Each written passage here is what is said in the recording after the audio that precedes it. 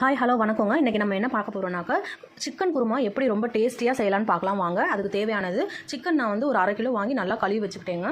அதுக்கப்புறம் 2 பெரிய வெங்காயம் 2 பெரிய தக்காளி நறுக்கி வச்சுக்கிட்டேங்க. அப்புறம் 4லேருந்து 5 குட்டி குட்டி பச்சை மிளகா நறுக்கி வச்சுக்கிட்டேன். அதுக்கப்புறம் பார்த்தீங்கன்னாக்கா புதினா கொத்தமல்லி கருவேப்பிலை 3ஐயும் ஒன்றா கழுவி வச்சுக்கிட்டேங்க அரிஞ்சு. அப்புறம் 2 பிரிஞ்சி இலை 2 பட்டைங்க, ஒரு 3 கிராம்பு 2 ஏலக்காய்.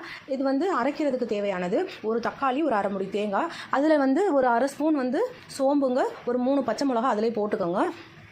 அதிலே போட்டுக்கிட்டு நல்லா ஃபைன் பேஸ்ட்டாக அரைச்சிருங்க. இது மாதிரி அரைச்சிங்கன்னா குருமா ரொம்ப நல்லா டேஸ்ட்டாக இருக்குங்க. நான் பொட்டுக்கடலை போட மாட்டேன்.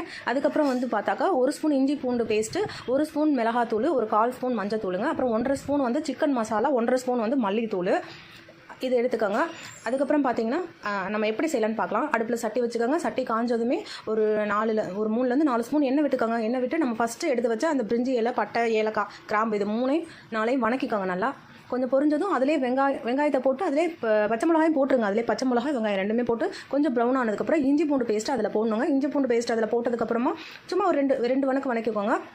வணக்குனதுக்கப்புறம் நல்ல தக்காளி, அந்த புதினா கருவேப்பிலை கொத்தமல்லி 3ஐயும் அரிஞ்சு வச்சுருக்கோம்ல, அதையும் சேர்த்து போட்டுக்கோங்க. கொஞ்சம் தக்காளி வணங்குறதுக்கு கையோட உப்பும் போட்டுக்கோங்க. உப்பையும் போட்டுக்கிட்டு நல்லா வணக்குங்க. வணங்கினதுக்கப்புறம் இங்கே பாருங்கள் நல்லா வணங்கிருச்சு. அப்படியே கரண்டி வச்சு அப்படியே மசிச்சு விட்டுக்கோங்க.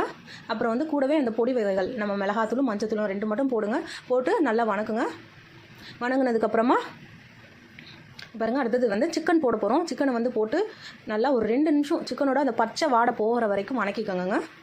சிக்கனோட பச்சை வாடை போகிற வரைக்கும் வணக்கிட்டு அதுக்கப்புறம் அந்த மல்லித்தூளும் நம்ம அந்த சிக்கன் மசாலாவும் சேர்த்து போட்டுக்கலாம்.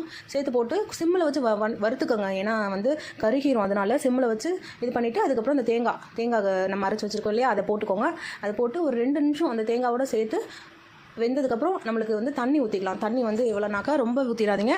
நம்ம சிக்கன் வேகிற அளவுக்கு தண்ணி ஊற்றிக்கலாங்க. இங்கே பாருங்கள் சிக்கன் வேகிற அளவுக்கு தண்ணி ஊற்றினீங்கன்னா அது சிக்கன்லேயே தண்ணி இருக்கும். இங்கே பாருங்கள் குருமா வந்து இப்போ வந்து கொதிக்குது. இப்போ இந்த நேரத்தில் நான் என்ன பண்ணுறேன்னா ஒரு 2 பெரிய உருளைக்கிழங்கு குட்டி குட்டியாக நறுக்கி வச்சு போட்டுக்கிறேன். எனக்கு சிக்கன் குருமாவில் அதுவும் உருளைக்கிழங்கு போட்டால் ரொம்ப பிடிக்கும். என் வீட்டிலேயே எல்லாத்துக்கும் ரொம்ப பிடிக்குங்க. அதனால் பாருங்கள் உருளைக்கிழங்கு வந்து ஒரு 2 நிமிஷம் வேகட்டும்.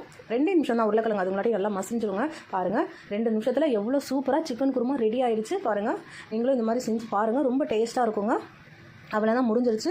இப்போ நம்ம வேறு பாத்திரத்தில் மாற்றிக்கலாம். பாருங்கள் நம்ம கொஞ்சம் வேறு பாத்திரத்தை மாற்றினதுக்கப்புறம் கெட்டியாகுங்க சிக்கன் குருமா. ஏன்னா நம்ம தேங்காய் ஊற்றிருக்கோம் இல்லையா, இன்னும் கெட்டி கொடுத்துரும்.